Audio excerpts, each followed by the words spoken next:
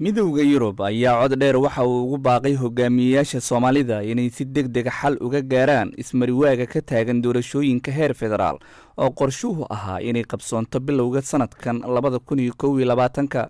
Hogaamiyayaasha Soomaalida waxay u baahan yihiin isu tanaasul dhabaha u xaara geedi socod doorasho oo degdeg ah iyo xukun isku wareejin nabdoon iyadoo loo marayo heshiiskii 17 Sebtembar ayaa lagu yiri qoraal ka soo baxay Josep Borrell oo ah madaxweyne ku-xigeenka midowga Yurub.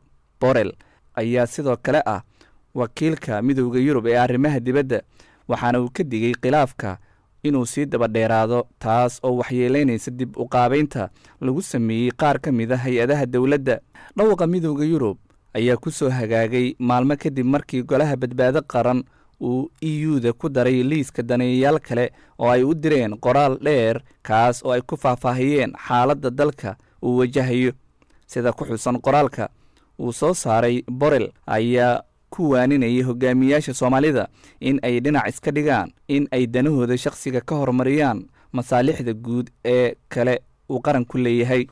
War-saxaafadeedka midowga Yurub oo luuqad ahaan ka adag kii ay saaxiibada kale ee caalamka sida qaramada midoobay ay cadaadiska ku kordhinayso madaxda Soomaalida si gaar ah fila Soomaaliya ayaa wajahaysa eedeymo ah in ay ka soo horjeedo xal u helidda walaaca amniga iyo ciidanka ka hor doorashada. Xasan Cabdullaahi, warbaahinta Nation.